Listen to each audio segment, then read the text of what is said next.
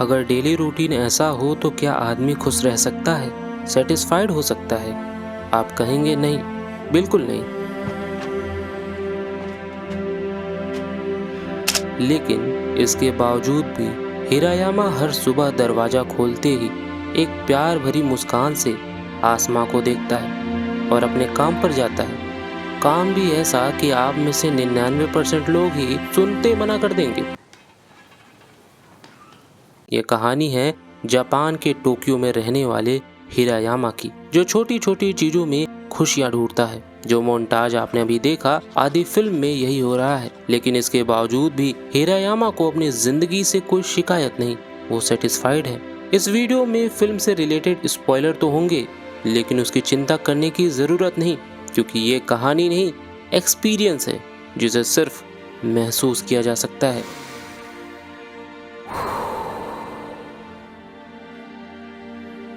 ये कहानी आपको जिंदगी को देखने का एक अलग नजरिया देगी। तो हमारे मेन कैरेक्टर हिरायामा की डेली लाइफ तो आपने देख ही लिया होगा, लेकिन सवाल ये उठता है कि कैसे वो इस तरह की जिंदगी में भी सुकून ढूंढ लेता है। ये उसके माइंडसेट की देन है कि वो डिमांड नहीं करता, छोटी छोटी चीज़ों में खुशियाँ ढूंढ लेता है, या यूँ कहें कि उनके लिए ग्रेटफुल हो जाता है। जैसे कि पेड़ों की तस्वीर लेना हो, बीच बीच में आसमां को प्यार भरी मुस्कान से देखना हो, कभी उठते ही खिड़की खोलकर पेड़ों की सरसराहट को देखना हो और उन्हें एम्ब्रेस करना हो, उनके वजूद को एहसास करना हो। इस फिल्म में कई सारे जापानीज फिलॉसफी हैं, लेकिन वो सब बताकर मैं इस वीडियो को लेक्चर नहीं बनाना चाहता। मैं चाहता हूँ कि आप कुछ महसूस करें कि जिंदगी हाथ से निकलती जा रही है।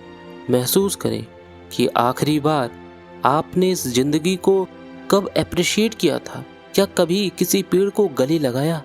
रोजमर्रा के काम में आप इतना थक गए कि आपके दिमाग से निकल गया कि आप काम कर क्यों रहे थे। जीने के लिए ना एक पल रुक कर जरा गहरी सांस लीजिए, एहसास करिए कि आप जिंदा हैं। कुछ हॉबीज हैं तो उसे फॉलो करें, और जब फॉलो करें तो इसलिए मत करें कि मुझे इससे कुछ मिलेगा, बस कर देना। मांगना मत, क्योंकि जब आप मांगोगे तो उम्मीदें लगा बैठोगे, और उम्मीदें होती ही हैं टूटने के लिए। तो मांगना मत, मिल जाए सुकून से तो एहसास कर लेना। उस पल के लिए ग्रेटफुल होना, उसे जीना, उस मोमेंट में रहना। जब वो पल बीत जाए तो भी कोई मलाल मत रखना कि अरे बस इतना ही सुकून था। हिरायामा और उसकी भतीजी जब ब्रिज पर साइकिलिंग कर रही थी तो वो एक जगह रुकते हैं। वो कहती है मुझे उस बीच पर जाना है। हिरायामा कहता है कि next time is next time and now is now. और पूरी फिल्म का सार यही है कि अगला पल तो अगला पल है, अभी जो पल है उसे जियो। सुनने में ये सारी बातें काफी सपने जैसी मालूम होती है। लगता है कि इसे प्रैक्टिकल में अपना पाना तो बहुत मुश्किल है। कैसे अपने मंडेन लाइफ, अपने घिसी पिटी जिंदगी में हम इस तरह का भाव लाएं। और इसीलिए ये फिल्म का संदेश यह नहीं है कि जिंदगी आपको ऐसे ही जीनी चाहिए, कि लाइफ ऐसी हो तभी परफेक्ट कहलाएगी। नहीं, ये तो उन डिसीजंस के बारे में है जो आप लेते हैं हर एक पल। हिरायामा को ही देख लो, एक ऐसा इंसान है जो कि नेचुरली अट्रैक्टिव है। कुछ लोगों के लिए आपने महसूस किया होगा कि आप उनकी तरफ खींचे चले जाते हैं, उनसे बातें करने का मन करता है। हिरायामा का व्यक्तित्व भी कुछ ऐसा ही है, विजडम से भरा हुआ। वो ड्रामा नहीं करता, वो ज़्यादा बोलता नहीं है, लेकिन जब भी वो किसी ऐसी सिचुएशन में आता है तो वो उसे एम्ब्रेस करता है। वो उससे पीछे हटकर भागता नहीं, वो उसे स्वीकार करता है। जैसे कि एक सीन में उसके पार्टनर को पैसे की ज़रूरत थी, जिसके लिए वो काफ़ी ड्रामा करता है। तो पहले तो हमें यही लगता है कि बेचारे के साथ कितनी जागती हो रही है, लेकिन अगले ही पल हम उसे हंसते हुए देखते हैं। उसने इसे एम्ब्रेस किया। फिर एक सीन में वो किसी खोए हुए बच्चे की माँ को ढूंढ रहा था। उसकी माँ आती है, तुरंत उसे छुड़ाकर उसका हाथ साफ करने लगती है, क्योंकि हिरायामा का जैसा काम था उसके लिए उसे ऐसा रिएक्शन मिलना स्वाभाविक था। लेकिन यह होने के बावजूद भी एक पल के लिए हिरायामा को बुरा लगता है, लेकिन फिर वो अपने हाथ को हिलाकर उसे बाय भी करता है। उसके चेहरे पे मुस्कान होती है। ऐसे कितने ही मोमेंट्स हैं इस फिल्म में जिसका यही मतलब निकलता है कि happiness is a choice, happiness is a decision. आप चुनते हैं कि आपको खुश होना है या नहीं, लेकिन इसका मतलब यह नहीं है कि हिरायामा हमेशा खुश रहता है। उसकी भी वल्नरेबिलिटीज है, वो भी दुखी होता है, उसका भी दिल टूटता है, वो भी रोता है। लेकिन यह सब होने के बावजूद अगली सुबह वो मुस्कुराकर दरवाजा खोलता है, मानो उसके लिए हर दिन एक नई जिंदगी हो। हिरायामा प्रेटेंड नहीं करता कि उसकी जिंदगी बेस्ट है। उसे पता है कि उसकी दुनिया अलग है, बाकी लोग उसे कैसे देखते हैं, और ये चीज बार बार फिल्म में दिखाई भी गई है।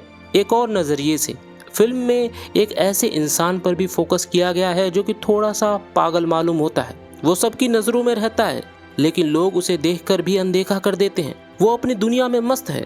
ठीक वैसे ही हिरायामा अपनी दुनिया में मगन है। हिरायामा यह बात ब्रिज पर साइकिलिंग करते हुए भी बताता है कि कैसे ये दुनिया कई दुनियाओं से मिलकर बनी हुई है। सब अपनी दुनिया में जी रहे हैं, अमीरों की अपनी दुनिया, गरीबों की अपनी दुनिया। ये दुनिया एक साथ तो है, लेकिन अलग अलग। लगता है कि ये एक दूसरे से टकरा जाएंगी, लेकिन ये तो बिल्कुल आसमां और धरती की तरह मालूम होता है। देखने से लगता है कि शायद थोड़ी दूर जाकर ये दोनों मिल जाएंगे, लेकिन ऐसा होता नहीं। ठीक इसी तरह सब अपनी अलग अलग दुनिया के मुख्य किरदार हैं।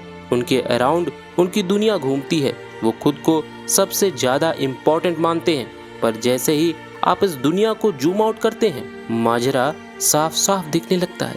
सब एक जैसे मालूम पड़ते हैं, सब जी रहे हैं और सब मरेंगे। सब अपने सपनों में खोए हुए मालूम होते हैं। हिरायामा भी खोया हुआ रहता है। हर रात वो सपने देखता है। फिल्म में वो सपने ब्लैक एंड व्हाइट दिखाए गए हैं।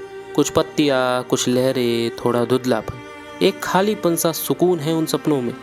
सपने के बाद सुबह होती। हिरायामा बिना अलार्म क्लॉक के उठता है। हिरायामा व्यवस्थित है, एक मॉन्क की तरह, एक साधु की तरह, जो हर रोज वही हैबिट रिपीट करता है। हिरायामा भी इतने शिद्दत से अपना कमरा साफ करता है, अपने पौधों में पानी डालता है, मूछें साफ करता है, अपना वॉलेट, चाबी, सारी चीजें लेकर चल देता है। रोज की तरह वो कैन लेता है, कैसेट लगाता है, सफर की शुरुआत करता है और जाकर अपने काम को अंजाम देता है। लेकिन लेकिन लेकिन क्या ये इंडिया में पॉसिबल है? क्या मतलब इंडिया में पॉसिबल है?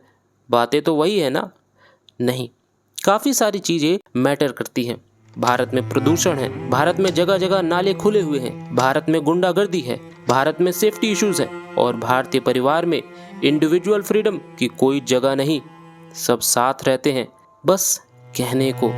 अंदर से सारे रिश्ते खोखले मालूम होते हैं। सब अपने स्वार्थ के लिए जुड़े हुए हैं, और अगर आप ऐसे में हिरायामा की जिंदगी चुनते हैं तो उसके अपने अलग कॉन्सिक्वेंसेस हैं। पहली बात, ये चुनने की आज़ादी हो पाना कि मैं ये करना चाहता हूँ, मैं इस तरह से जीना चाहता हूँ, बहुत कम घरों में देखने को मिलती है। मैं इनकार नहीं कर रहा कि आज़ादी नहीं मिलती, लेकिन अभी भी भारत का एक बहुत बड़ा हिस्सा सिर्फ किसी तरह सरवाइव कर रहा है। यानी 2 वक्त की रोटी नसीब हो जाए, वही बहुत है। ऐसे में आप इस तरह की जिंदगी चुन भी लेते हैं तो फिर भारतीय समाज को हैंडल करना एक अलग चैलेंज है। क्या समझाएंगे आप? कैसे समझाएंगे आप? छोटा काम करना तो गुनाह के बराबर है यहाँ। हाँ, ये सिर्फ कहने की बातें हैं कि कोई काम बड़ा या छोटा नहीं होता, लेकिन लोग ही तो उसे बड़ा छोटा बनाते हैं, और तभी तो वो बड़ा या छोटा काम कहलाता है।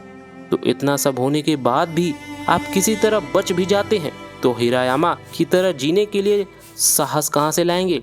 पूरी जिंदगी आप रहे लोगों के बीच, एकदम ओवर प्रोटेक्टिव फैमिली में। क्या लगता है पिंजड़े से जब बाहर निकलेंगे आप उड़ने के काबिल होंगे? उड़ना तो छोड़ो, पंख फैला पाओ, वही काफ़ी है। हिरायामा ये सब कर पा रहा था क्योंकि वो जहाँ था, जिन लोगों के बीच था, वो फिर भी बाकी जगहों से अच्छे थे। हिरायामा वैसे जी पा रहा था क्योंकि वो खुद से संतुष्ट था। न परिवार की जिम्मेवारी, न कोई साथी। फिल्म में हिरायामा की पिछली जिंदगी के बारे में कुछ नहीं बताया गया। वो वहाँ कैसे पहुँचा किसी को नहीं मालूम, लेकिन इतना जरूर पता चलता है कि वो एक अमीर खानदान से जुड़ा हुआ था। कुछ हालातों के चलते उसने यह जिंदगी चुनी, और जब उसकी बहन ने पूछा कि क्या तुम पिताजी से मिलना नहीं चाहोगे, तो हिरायामा साफ साफ बोलता है कि मैं वो इंसान नहीं रहा जो पहले था, जिससे पता चलता है कि कोई तो जख्म वो अपने दिल में लिए बैठा है। वो इस बार रात को सोने जाता है तो उसे नींद नहीं लगती, वो सोच में डूबा हुआ है।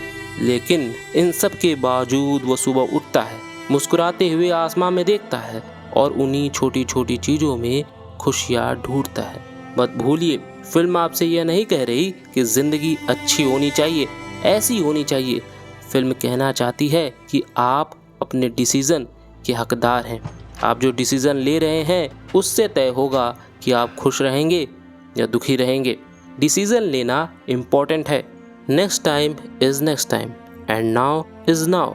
क्या आप अभी जी रहे हैं तो अभी में जियो। उसमें क्या अलग कर सकते हैं आप, उसके बारे में सोचिए। याद है मैंने बताया था कि सिसिफस वो बड़ा सा पत्थर लेकर पहाड़ पे चढ़ाया जा रहा है और उसकी पूरी जिंदगी यही है, लेकिन वो खुश है क्योंकि हर बार वो उसी काम को थोड़े अलग ढंग से करता है। उस काम के बीच में जो समय मिलता है उसे, उसमें वो सोचता है वो खुश है या नहीं, इससे फर्क नहीं पड़ता। One must imagine Sisyphus is happy. तो आप बताइए कि क्या आप हिरायामा की तरह जी सकते हैं? क्या ये पॉसिबल है आपके लिए?